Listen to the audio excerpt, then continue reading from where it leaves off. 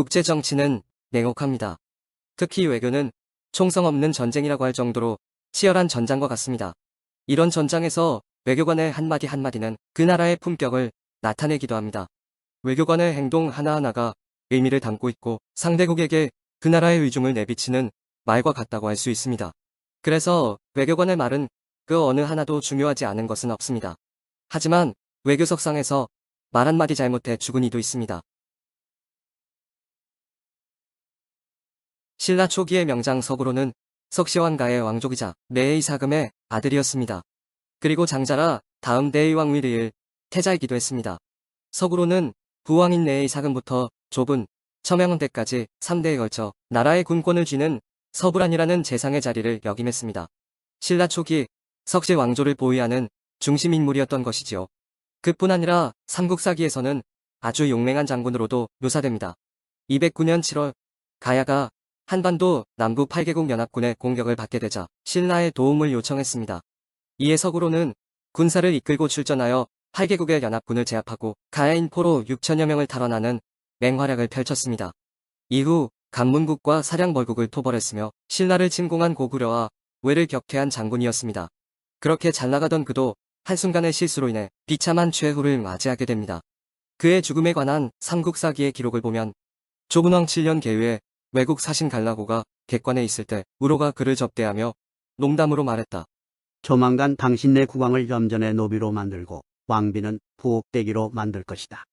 외국왕이 이 말을 듣고 노하여 장군 우도주군을 보내 우리를 공격하자 대왕이 궁궐을 나가 유초내기가 하게 되었다. 그러자 우로가 말했다. 지금의 환란은 제가 말을 상가지하는 데서 비롯된 것이니 제가 책임을 지겠습니다. 마침내 왜군에게 가서 말했다. 전에 한 말은 농담일 뿐이었는데 어찌 군대를 일으켜 이 지경까지 이를 것을 생각하였겠느냐. 외인이 대답을 하지 않고 그를 붙잡아 장작더미 위에 얹어놓고 불태워 죽인 다음 가버렸다. 여기까지가 서구로의 최후에 대한 삼국사기의 기록입니다. 정리를 해보면 서구로는 외국 사신에게 자신의 용맹함을 과장해서 농담을 했습니다. 외국 사신이 본국에 돌아가 그 농담을 왕에게 일러주게 되었습니다. 이에 외국 왕이 분노해 군사를 일으켜 신라를 침공했고 첨해왕은 현재의 영덕 또는 울진인 유촌이란 먼 곳으로 피난을 가게 됩니다. 일이 이 지경에 이르자 서구로는 스스로 책임을 지고 외국 장수에게 찾아가 사과했지만 외국 장수는 그를 붙잡아 태워 죽였다는 내용입니다. 물론 서구로는 신라를 침략한 왜군과 전투를 한 적이 많았기 때문에 왜에 대한 인식이 좋을 리가 없었습니다. 장군으로서 가질 수 있는 당연한 인식이기도 했습니다. 하지만 술에 취해 그러했는지 모르지만 사신을 접대하는 외교 자리에서는 나와서는 안 될 언사였습니다. 그 한마디 때문에 나라가 위기에 빠졌으며 자신도 비참한 죽음을 맞이하게 된 것이기 때문입니다. 국가 사이의 외교에서는 한 번 뱉은 말은 다시 주워 담기 힘듭니다. 미안, 농담이었어. 그래, 다음부터 잘해. 라는 해결 방안은 통하지 않는 것이지요. 공식 외교석상에서는 농담 한마디도 의도를 가지고 하기 때문입니다. 아무리 사적인 발언이라고 해도 그렇습니다. 그리고 능숙한 외교 관리라면 당연히 자신의 속내는 감춰야 합니다. 상대국에 대한 감정이 좋지 않다고 해도 말입니다. 현재는 외교라는 전장에서의 말과 행동이 번안해야 합니다. 미디어의 발달로 사적인 행동들도 생중계될 수 있고 향후라도 문제가 될 수 있기 때문입니다. 지금은 문제가 안 되더라도 갑자기 상대국에서 끄집어내는 경우도 다반사이기 때문입니다. 말꼬리 하나 잡고 합의했던 내용을 파기하는 경우도 많이 있습니다. 그러니 상대국에게 평소에 감정이 좋지 않고 자신의 기분이 나빠도 외교 관리는 당연히 속내를 감춰야 하는 것이 옳은 방식입니다.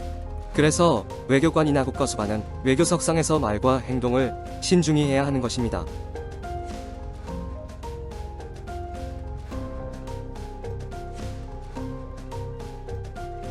서구로가 왜군에게 불태워져 죽었다는 말을 듣자 서구로의 아내는 분노했습니다. 그래서 차곡차곡 복수를 준비하게 됩니다. 미추왕 때 외국 대신이 와서 예방하였는데 우로이처가 국왕에게 정하여 외국 사신을 사사로이 접대하게 되었다. 그가 흠뻑 술에 취하였을 때 그녀가 장사를 시켜 뜰에 끌어내려 불태워 죽임으로써 지난날의 원수를 갚았다. 외인들이 분개하여 몰려와 금성을 다시 침공하였으나 이기지 못하자 군대를 이끌고 돌아갔다. 서구로의 처는 똑같은 방식으로 복수를 한 셈이었습니다. 그리고 서구로의 아들 흐레는 신라의 16대 왕이 되었습니다.